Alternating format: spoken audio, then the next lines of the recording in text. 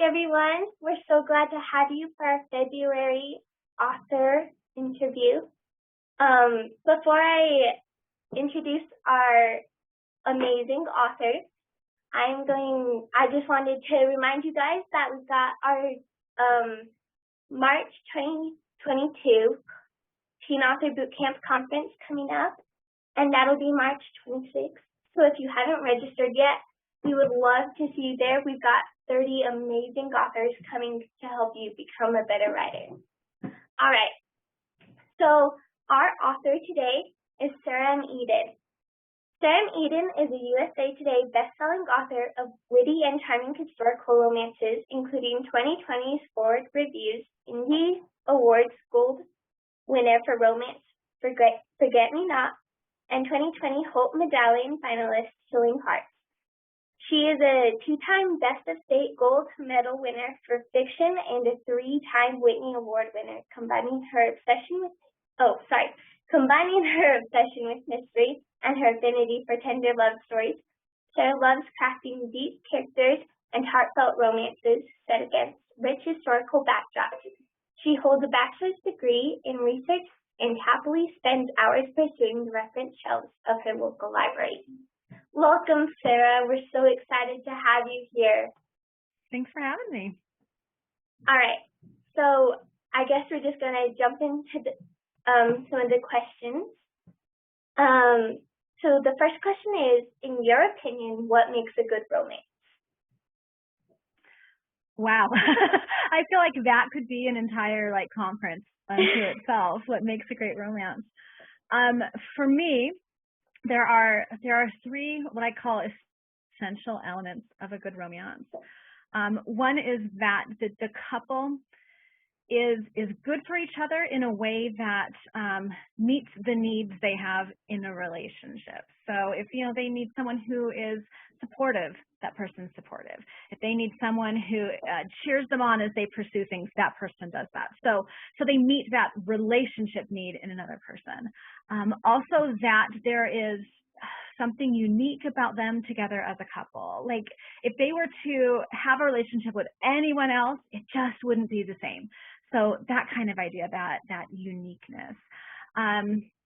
And my mind is going blank when I always say the third one is, but those two things are very important. I also feel like it needs to be a couple that you can cheer for. Like you want them to be together and you want them to be happy. It doesn't mean that they aren't flawed or that they don't have issues, but you want them to be happy. Sometimes we'll read romances and you think, well, I'm glad they're together, but I don't really care what happens to them. So yay, I guess. So anyway, those are three things that I think really make a great romance. Yeah, I like those. Of all the books I read that are romances, which are actually mostly your books, those are the elements that I find that kind of makes them exciting. All right. What's your favorite trick to draw readers in? Oh my goodness. Well, I think what pulls readers into books, especially romances, this is what I write, so it's what you're going to hear a lot about, is that they have to care about the character. They have to be invested. And I think the best way to get readers to care about a character is to give them something they can relate to. And to me, that's almost always giving a character a quirk or a flaw or an insecurity or a weakness, because all of us have those. All of us have those things that we're unsure about or those weaknesses we see in ourselves. And we can empathize with someone who's trying to deal with that and trying to overcome it. Like we cheer for them to have good things happen because we think if they're flawed and they're struggling and good things can happen for them, they can probably happen for me too. And so as soon as they see that and relate to it, they're cheering for your character and it pulls them through the book because they want to see good things happen for people that they can relate to. Yeah, that's really good advice. Like making your characters relatable is always something that can be kind of hard. Right. But it really does draw readers in. I personally am drawn to those type of characters too. So, all right. I'm going to get a little off topic a bit, but how did you get into writing? Well, a lot of times you'll ask authors that and they'll say, well, I always loved to read or I always wanted to be a writer. And me, I got started on a dare, like not even exaggerating. I had been reading a bunch of romances because I like romances and they were almost all historical because that's what I lean toward. And was running out of books to read, and the ones I was finding I wasn't enjoying. And so I told my mom. Now, you're probably picturing I'm like a kid or teenager. No, I was in my 20s. I had kids. Like I was a grown up and complaining to my mom about the poor selection of books in my library. And so she said, well, then why don't you go write one yourself that is something you'd like to read? And that dare was taken very seriously by me. And I went and decided I was going to write a book. It took me about 18 months. I attended some conferences. I did a lot of research, wrote a book, and the rest, as they say, is history. I found that I loved it, and that's what I've been doing ever since. That's so awesome. And we're grateful for your mom for saying that because your books are amazing. She got it all started. That book that I wrote on the dare was The Kiss of a Stranger. Oh, so that's awesome. where it all got started. All right. What's your motivation to keep writing? Well, deadlines. I think it's mostly that I still have so many stories I'd love to tell. Authors get asked a lot, where do you get your ideas for stories? And at least for me, I have way more ideas than I will ever have time to write. So I just have this head full of story ideas, and I want to tell them. I want to get them on the page. So that's kind of the motivation. The stories are there, and they want to be told. So I'm not going to get in my own way. That's awesome. All right. So obviously, you write a lot of romances, and they're always so amazing. But how do you keep yourself from confusing the fantasy romance with your real world romances, I guess? Like, how do I keep them grounded in reality? Or yeah, that actually is harder than I think a lot of people realize, especially if they aren't writers. So I can understand why this is a question that would come from a group of writers, because you get that. You need your stories grounded in the reality of wherever it is that they take place. And for me, that's history. So there's some things that can't be changed. Certain things happened at certain times. Certain things were possible at certain times. And sometimes it'd be so much easier if my characters could just hop on an airplane and get where they need to go in time to get there, or pick up the phone and call somebody. But you have to keep them grounded in what occurred when, and what their worldview would have been and what they would have experienced. But at the same time, you realize you're writing something people are reading in order to experience something of a fantasy. Even if it's historical fiction, you still want to kind of escape the reality. So for me, it's always a balance. I make sure the things that occur are always probable.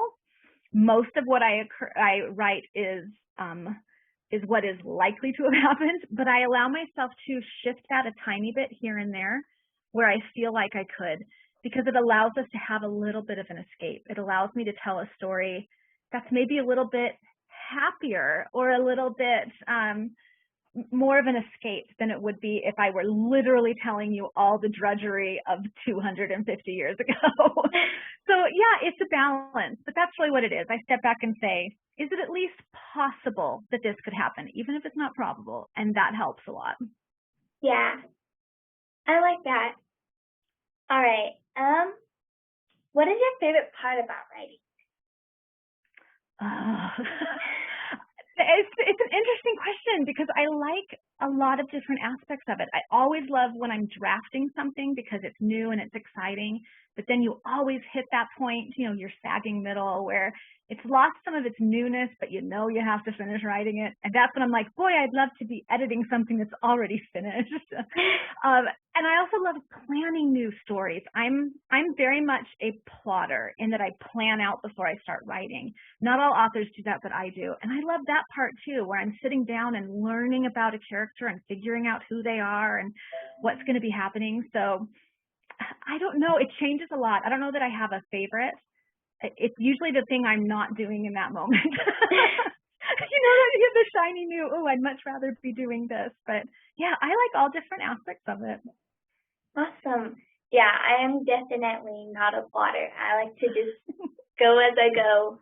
figure it A out. lot of authors do. It's funny how we can all approach it so differently, and yet still, in the end, you have a book. So Yeah. there's no right or wrong. It's whatever works for you. I think for me, it's if I try to plan something out, it never goes as I plan it, and that drives me insane. Like, why waste my own time? Yeah. All right. Let's see. What challenges do you have when writing, and how do you overcome those challenges? Well, for me, because I'm always working on multiple projects at one time, and they involve different characters, different time periods, different locations, one of my challenges that has grown over the last few years is keeping track of all of that.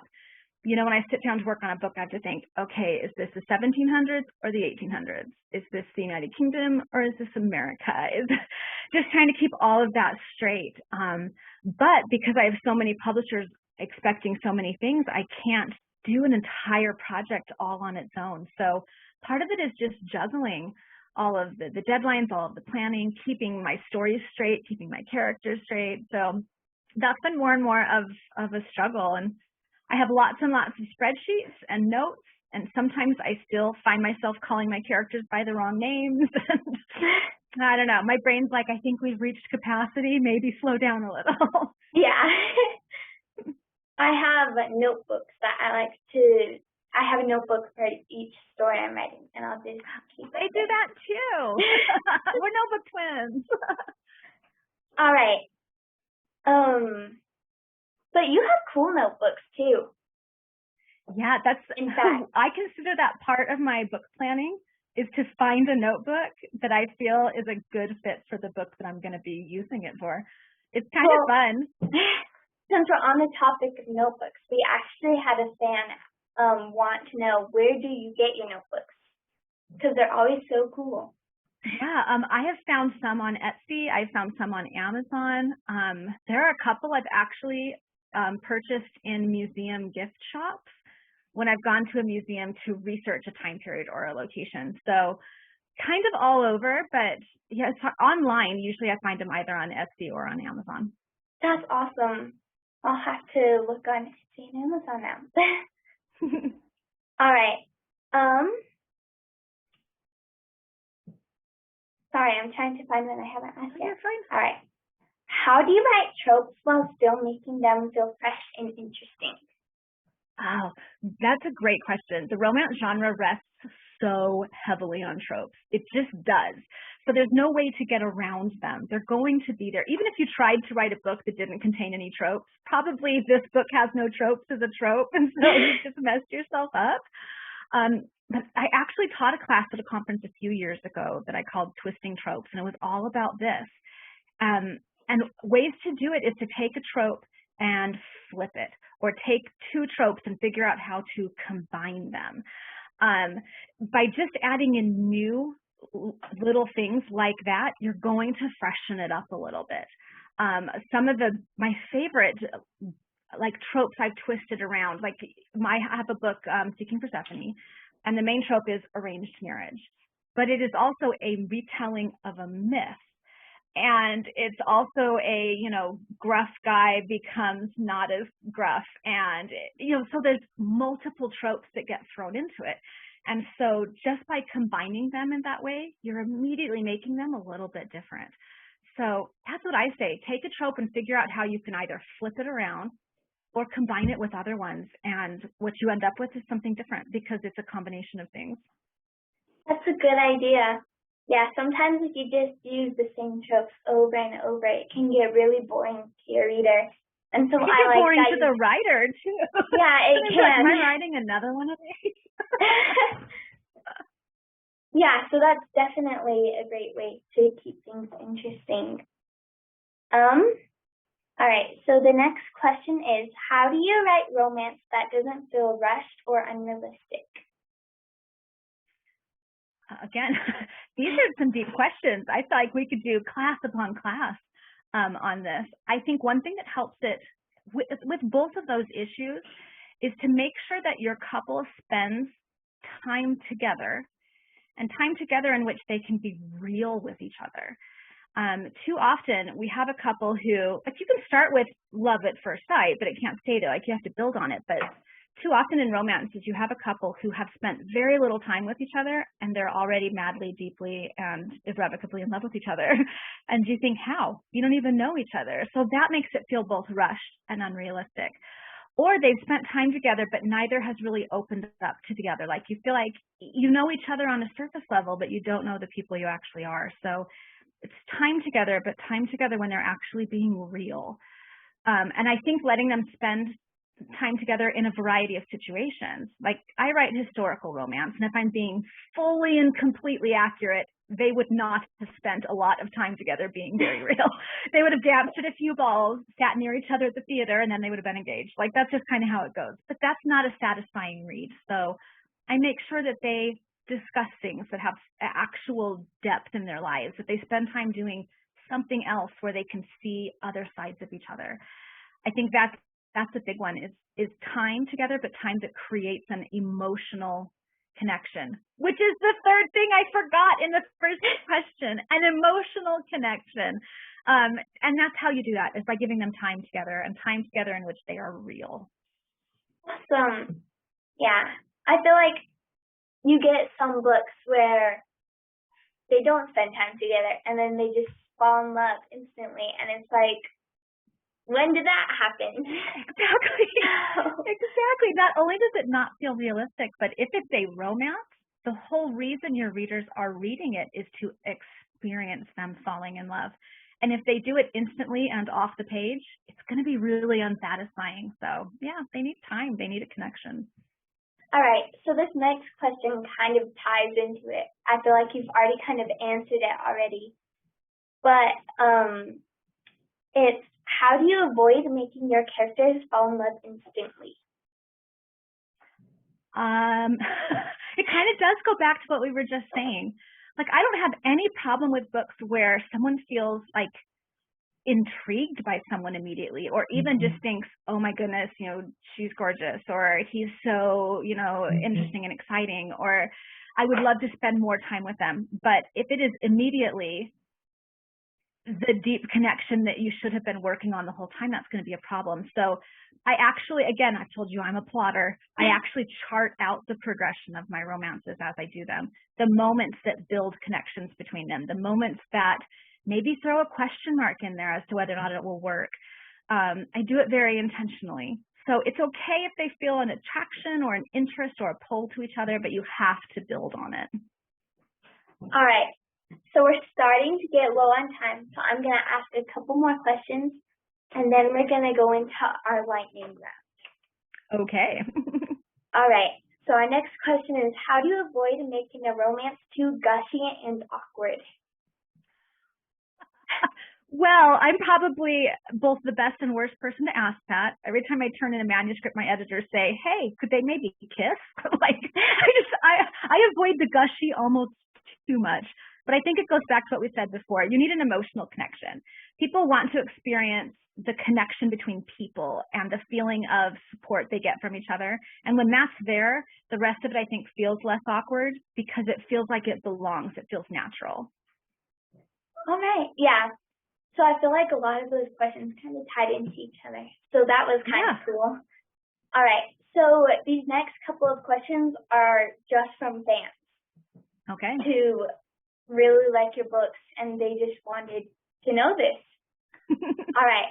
So the first question is, where do you get your ideas? I study a lot of history. Like, I read for fun books about history. I've read parliamentary notes. I've read newspapers from 300 years ago.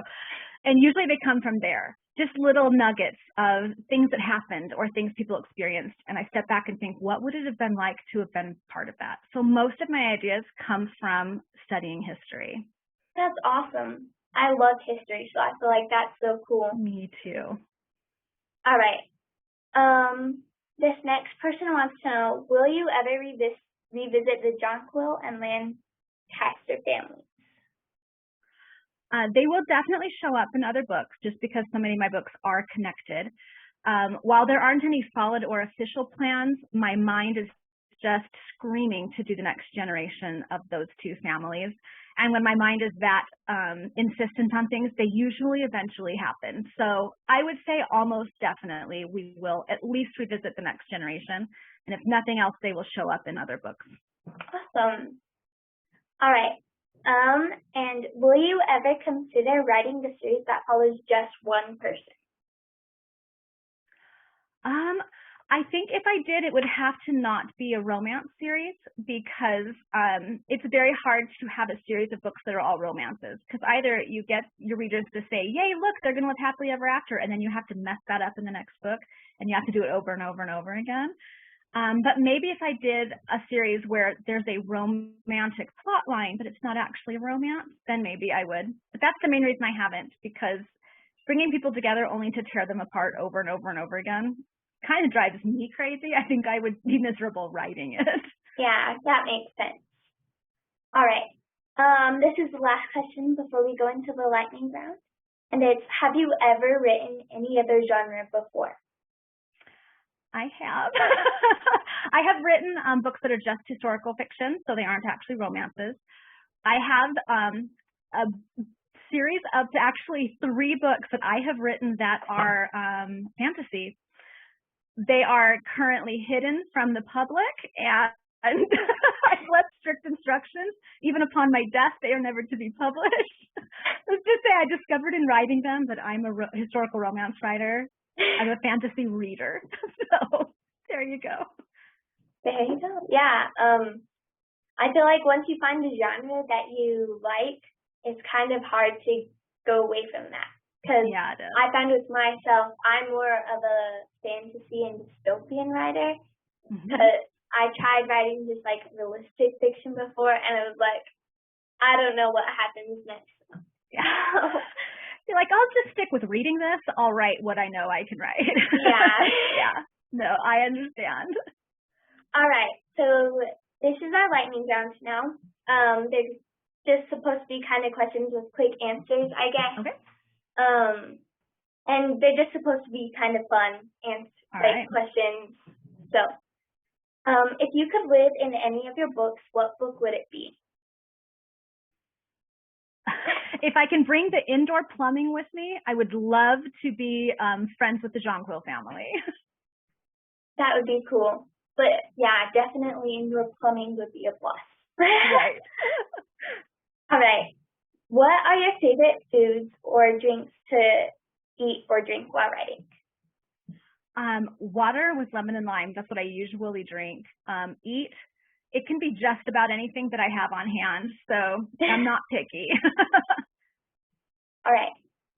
If you weren't allowed to be an author, what would you want to be? I worked for a time making costumes for theater. I'd probably go back to that. I loved it. That's so cool. So I see a dress behind you. Did you make that? This is my latest one I've been working on. It's almost done. That's so cool. It's a good color too. It's my favorite color. So yay. Yeah, I'm very pleased with how it turned out. Yeah, it looks so cool. All right. What is your comfort book? Comfort book. Oh my goodness. Probably the Anne of Green Gables series. I love it. Love that series. It's so good. And so easy to relate to, too, I feel like. That's right. I mean, feisty redhead. How could I not love it, right? Yeah. All right. Where is your favorite place to write? Lately it's been here in my office, but I also regularly go down to my local Kneaders or Noodles and Company and will write there, to the point that they'll ask me, so what are you working on today? Before the pandemic, I did it all the time. That's awesome. Okay, if you could eat lunch with one book character, who would it be? Book character, oh my goodness. Probably Artemis from Charming Artemis. In part because she bridges all of these families, and I would love to get more information to make future books easier to write. Tell me your secrets. That's awesome. All right. If you could have one superpower, what would it be and why? Oh, superpower. If I could like pause time temporarily, that's what I would want to be able to do because there are just things I need to get done. That would be an awesome superpower. Right? It would make taking tests so much easier. Exactly. See, it's an amazing power. All right. Where can people find your books? Well, there's the old saying, anywhere books are sold. For the most part, that's true. So just about anywhere. If you live near a Seagull book or a Deseret book, they usually carry all of them. Amazon has all of mine. If you're an audiobook reader, Audible has all of them. I've seen them on Barnes & Noble. Look around. They're everywhere. And they're worth reading too. Yes, exactly. What are you waiting for? All right. And then where can people find you online? I am active on Instagram and Facebook. I'm pretty easy to find there, Sarah M. Eden. I've been tiptoeing into TikTok, but all I do there is videos about random things in history, so that might be a little too boring for some people. And I have a website, sarahem.eden.com. Awesome. Well, thank you so much for doing this interview. I learned a lot, and I'm sure all of our viewers will learn a lot too, especially since the majority of those questions were actually from some of our viewers. Fantastic. So hopefully they got the answer that maybe they wanted, maybe they didn't want, but maybe they're like, could you ask her again? Yeah. Like, make my life a little easier. That's right. Fix this book for me. I can't tell you how many times I've thought that. Yeah. Yeah. So thank you so much. It was so fun talking with you. Yeah, great. I appreciate it so much. And I guess I'm going to stop recording now.